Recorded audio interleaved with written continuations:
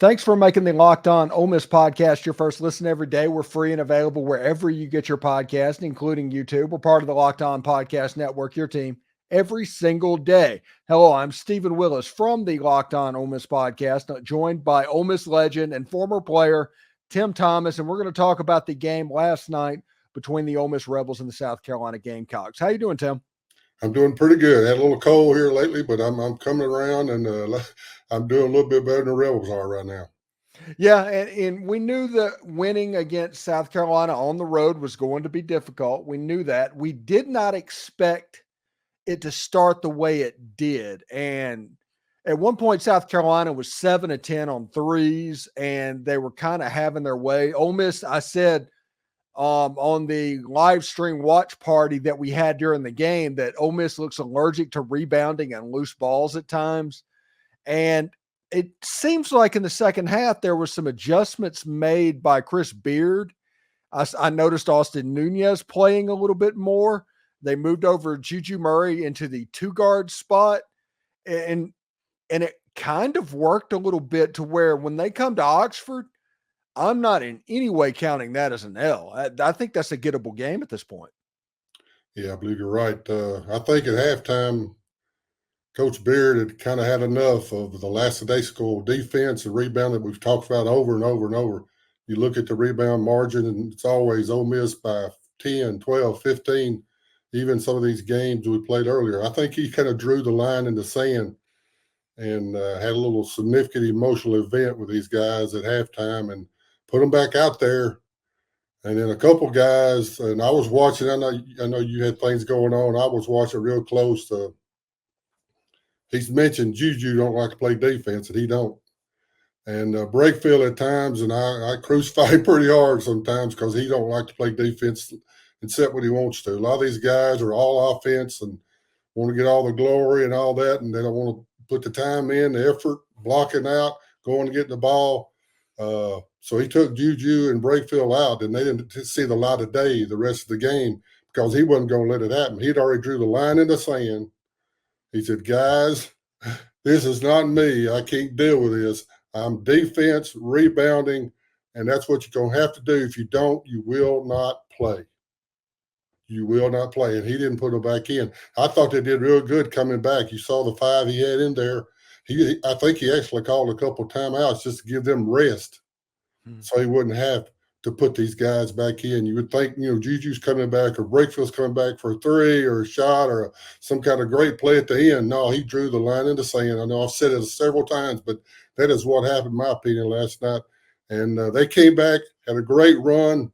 I see through Ole Miss eyes, but I saw the foul down low on Sharp. He hammered pretty hard. And I don't know about the Morrell shot at the end. It was real close to see how much contact Beer said there was. He was right there in front of it. He said there was contact. A lot of times the refs don't call it like that, but it was the call of either a foul or not, and they didn't call anything. Morrell tried to act like, he did get fouled even if he didn't, and it would have been 3 free throws, but they won. So the game was over. We had our chance. We just blew it, but I believe it's going to be some nice, interesting practices this week before they go to Rupp Arena. Yeah, and it's a long week too. It's a full week until they go play Kentucky. So, yeah, I can imagine they can get hard and get physical for at least a couple of days, or over the next couple of days anyway. I could see maybe a different starting lineup. I may be wrong, but I've been through this before. I've seen some of this through the Wet League days, and I've watched Bobby Knight. There's times come where points to the season where this is it. February, man. This is February leading up to the March that you want to, do well. And they got some games here as we looked at. They got games they can win. They can go to Rupp and win. I don't have it in my list that they will win, but they could go up there if they have a real good week and the guys get back together. There's a culture. They have a culture on offense. They can score pretty much as needed. But some of these guys have not bought in on the defense culture. A couple of them, maybe more. TJ, he didn't show up last night. Just some of the other guys just didn't show up, didn't play well for whatever reason, away game, or got their feelings hurt, or mama didn't call them, or girlfriend called. Something's going on, And Beard is tired of it, sick of it. He's sick and tired, and he's ready to do something about it. He did it last night, and if you watch the game close, he made a point that those guys were not coming back, and they won't come back until they start playing defense and rebounding like he wants. Yeah, it's interesting. Like I said, this is the game that South Carolina was favored by 3.5 points. South Carolina won by 3. Vegas is very good at their job.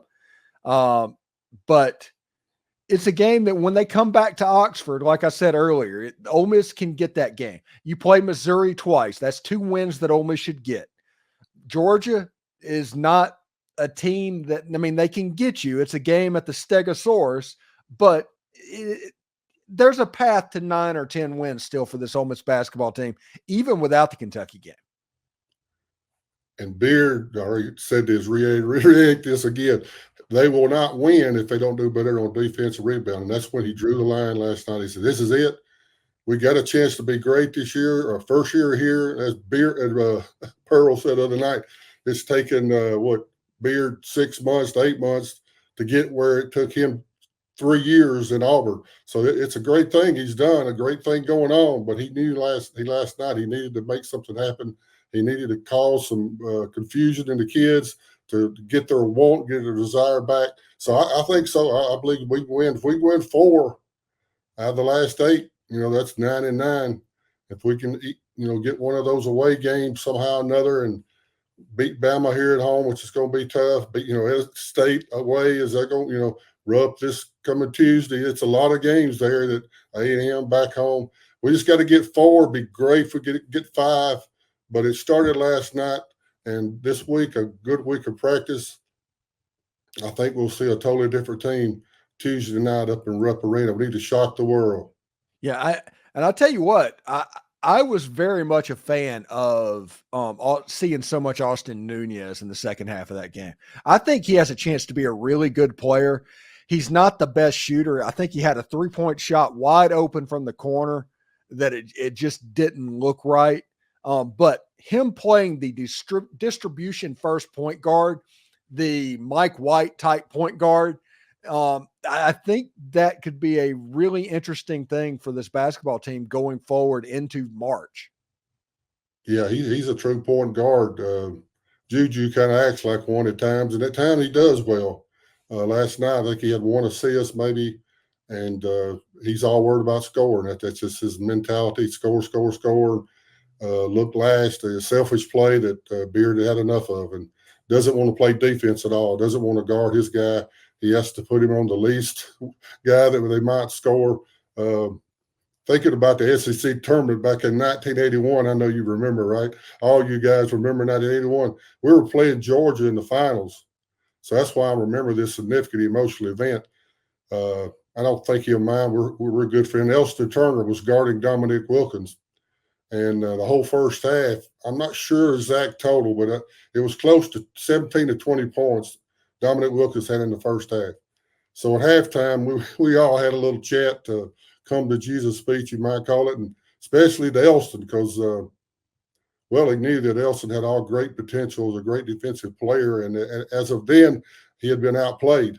So he put Elston on the bench starting the second half, and he looked in there and told him, when you get ready to play, when you get ready to guard somebody, let me know. So the game, second half started, we were behind, not much, real bad. But all of a sudden, Elston stood up, man, you could hear a pin drop. He went in there and he took over Elston, shut Dominique Wilkins down, and we won the SEC Tournament Championship in 1981. Most of the wonderful experience for me in sports so far. Yeah, I can imagine how that would be really cool. And that's a very relevant story of apparently what happened last night as well. Yeah, it happened. Ain't no doubt in my mind. I could see it. I was watching. I saw Brakefield, the way he was handling himself, and I love him. At times, he can be really helpful. I know he's a team player, and he loves to take the recruits around, all that good stuff. That's all good.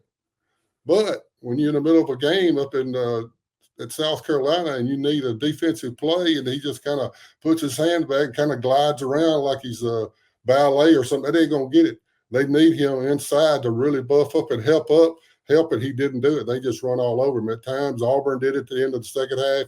Every time it come down, Broom down low, and Brakefield didn't step up at all. Don't attempt to. He just kind of stands there, and Coach Beard had enough. Well, it's a week off, and then Ole Miss gets the Kentucky Wildcats. That is the task, and as well as anyone that going up to Rupp Arena, that can be kind of a house of horrors for Ole Miss basketball. Ole Miss is not won very often in that building. How does this game go? How does it look? What does Ole Miss need to do to get the W? I'm hoping and praying that they have a really good week of practice. That's what I'm looking for. That's what I'm seeing as things are leading up to this. And it's going to be hard to win up there regardless. They have a great week of practices. Regardless, it's going to be hard to win up there. I saw Kentucky boat race FanDuel last night in Nashville. But we have a chance. I've watched Kentucky. They don't like to play defense either. They're all offense, coordinated. They just all want to play offense, score, dunk, score, alley-oop. They got several good players, really good athletes. The Big Z, they call him. Several guys that come in and do really well. Edwards, they got Shepard, really good. And Coach Cal, one of the best coaches in the past history of college basketball, in the Hall of Fame guy. But they have been taking it home several times with different teams, so it's possible.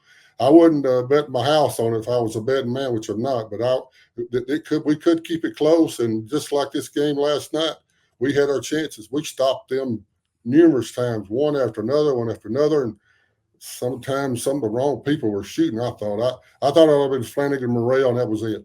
Nunez, I don't think he should have shot it sharp from 12 foot. No, that don't exist in my mind. But it happened. It's over now. I can't do much about it. But we can get better. The team can get better. This is a point in time in February where we can get better, and looking forward to these last 8 games. Win 4 at least. Don't lose to Missouri either place.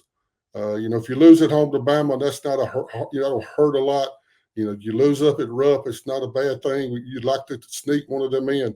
But if you could go 9-9, I would love to go 10-8, as we talked about. That would be the best scenario.